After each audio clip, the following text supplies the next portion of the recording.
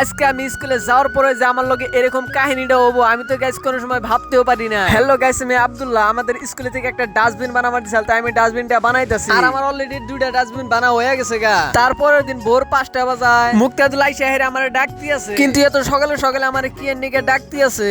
আজকে যে আমাদের রুয়া করবো, কিন্তু এটা তো আমার মনেই নাই। তাই মুক্তাদুল আমার মাথায় রুয়াটি তুলে দিয়ে ক্যামেরা বাইকের অল্প সেলফি মারতাছে। তারপরে আমি সারের বস্তা একটা মাথায় করে আইনে বিএমডব্লিউ এর দিলাম ফালাইয়ে। আর আমার বিএমডব্লিউটা পিছনে রাখে নদীর ভিউটা গাইস দেখেন, একদম ওয়াও। আসলে সকালে নদীর পাড়ে যাওয়ার পরে গাইস মনটা এত ফ্রেশ হয়েছে গাইস, কইয়া বুঝাম না। আর আজকে একটা কথা সত্যি মনে হইলো, জেনে বাঘের বয়সে নেই সন্ধ্যা হয়। পিলপিলিটা ফাইসা যাওয়ার পরে গাইস এত কষ্ট করে তুললাম, এটা তো গাইস কোবারই মন নাই। আর আমি রুয়াটি মাথায় করে নিয়ে পাগড়ে দিলাম ফালাইয়ে। মুখটা দিলে এত সুন্দর করে ক্যামেরা বাইরে বগর বগর হয়ে, তাও গাইস আপনারা অল্প কিছু সাপোর্ট করেন না। আপনারা অল্প অল্প সাপোর্ট করেন দিকে, তাই মুক্তাদুল ক্যামেরা বাইরে বেশি বগর বগর করে না।